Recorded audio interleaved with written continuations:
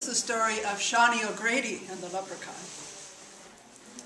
Seany lived on a wee farm with his mother and his grandmother, and they raised chickens. And one day his mother said, "Now Seany, tomorrow I want you to get up early and I want you to take this big basket of eggs down to the market and see if you can sell them all." Well, Seany was a good lad, so he was up before dawn, and he packed out those eggs, and he was on his way the whole long walk to market. But by the time the sun came up, and by the time it got a little warmer, Seany got a little tired. But he pressed on. He pressed on and on until he got to market, and then it was a couple of hours of haggling and getting rid of all those eggs. But he was pleased because he had in his pocket a really good sum to take back to his mother.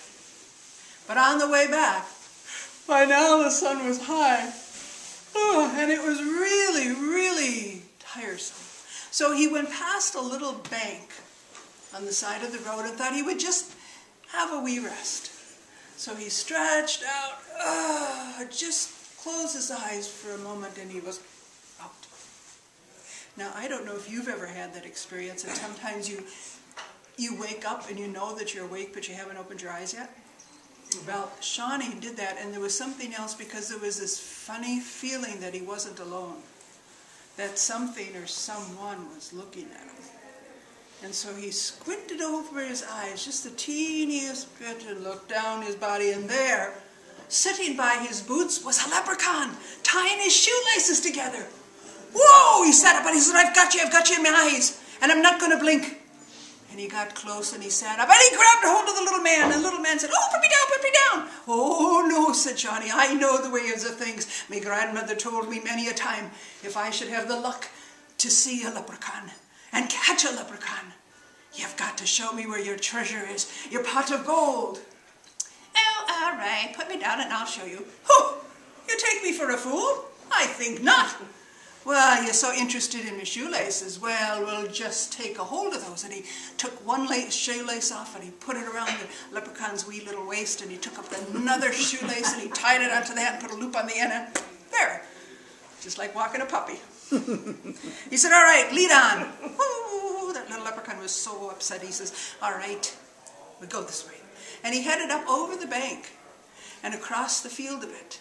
And then he went over some stones. Now the leprechaun, being of small stature and light of foot, went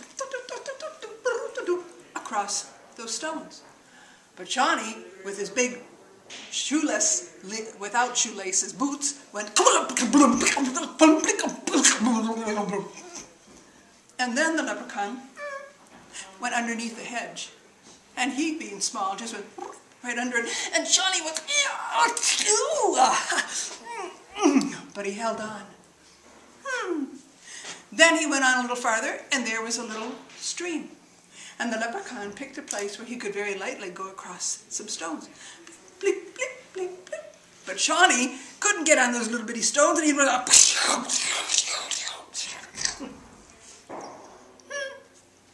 And then he went back, and then around and around this way, and around some bushes, and then to the prickle bushes, and on, and finally Seany reined him in, and he says, "Now, I've got a notion that you're trying to lead me on and wear me out, but I'll have none of it. You put me right directly to your pot of gold, or else I might just decide to take you home and put you in a bird cage." "Oh, no," said the leprechaun. So what could he do? He had to go on. And he led him just a little while and into a path that went through a little woods, not too deep. And then the woods opened up into a great field. And there was goldenrod from one end of the field to the next, just blooming as beautiful as you want. All these booleans.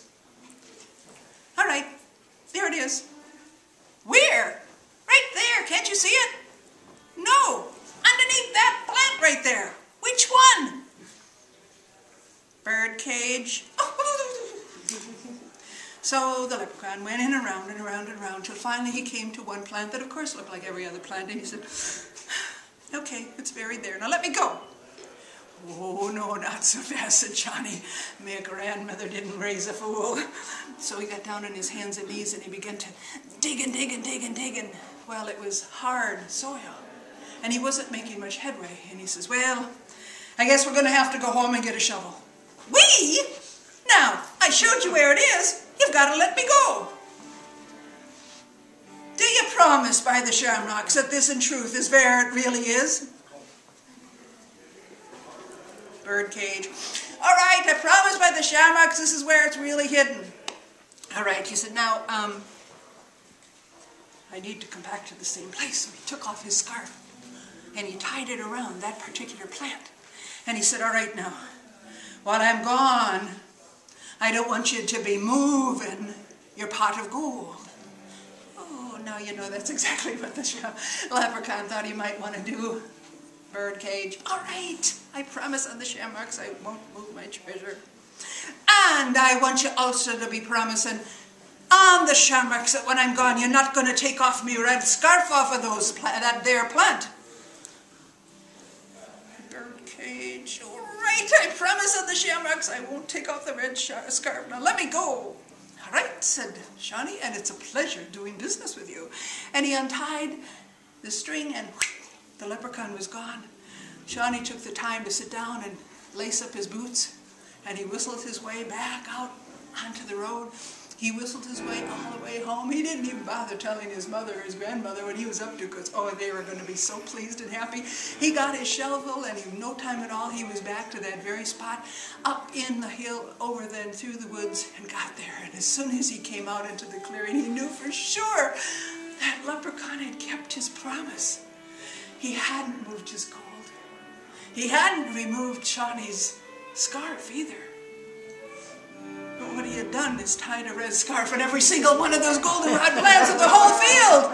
And Seany dug and dug and dug and dug until he was exhausted. So this is just a word of warning to you. If you ever have the luck to see a Leprechan, or even better, catch a Leprechan, number one, don't blink or he'll get away just that fast. And number two, be very, very careful, because after all, leprechauns are very tricky.